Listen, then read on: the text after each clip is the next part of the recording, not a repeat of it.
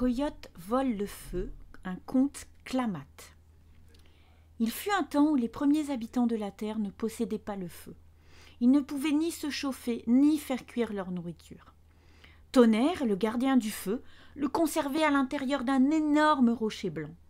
Tonnerre était une créature terrifiante. Tout le monde avait peur de lui. Même ours et cougar tremblaient en entendant sa voix. Coyote, lui, n'avait pas peur de Tonnerre. En fait, il n'avait peur de rien ni personne. Un jour que Tonnerre était de méchante humeur, il faisait la grosse voix, grondant, vociférant de son mieux, à faire trembler la terre et se cacher tous les animaux. Ce jour-là, Coyote décida que le moment était venu de s'emparer du feu.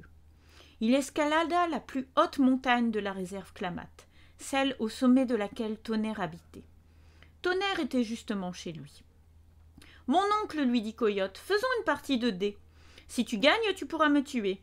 Si je suis vainqueur, tu devras me donner un cadeau. » Les dés étaient en fait des dents de castor et de marmotte. Celles de castor étaient les dés bleus, celles de marmotte les dés rouges. Sur l'une des deux faces de chaque dent, un dessin était gravé. Les deux joueurs lançaient les dés à tour de rôle sur une pierre plate. Chaque dé bleu montrant sa face gravée comptait 2 points, chaque dé rouge présentant sa face gravée en comptait 1. Les autres n'avaient aucune valeur. Une petite botte de petits bâtons permettait de tenir le compte des points. Coyote était passé maître dans l'art de tricher à toutes sortes de jeux. Dans ce domaine, Tonnerre n'était pas de taille à le résister. Coyote ne cessait de le distraire, de détourner son attention. « Oh, regarde, Tonnerre, ce nuage qui passe. Oh, regarde, Tonnerre, cette herbe qui pousse dans le coin. Oh, regarde, Tonnerre, ces oiseaux qui passent dans le ciel. » À chaque fois que Tonnerre quittait des yeux les mains de Coyote, ne serait-ce que pour un bref instant, à peine le temps de battre des cils, ce dernier en profitait pour tourner les dés à son avantage ou pour voler un petit bâton dans la pile de son adversaire et l'ajouter à la sienne. Finalement, Tonnerre fut battu à plate couture. Il ne lui restait pas un seul bâtonnet alors que Coyote les avait tous. « Mon oncle, j'ai gagné. Donne-moi mon cadeau. » Tonnerre savait que Coyote avait triché, mais il ne pouvait pas le prouver. Coyote appela discrètement tous les animaux à la rescousse et leur demanda de le rejoindre au sommet de la montagne, afin de l'aider à transporter le rocher qui renfermait le feu. Malgré son apparente solidité, l'énorme rocher était aussi fragile qu'un coquillage. « Pas si vite, gronda Tonnerre. Que veux-tu » ? « Mon oncle, c'est bien simple.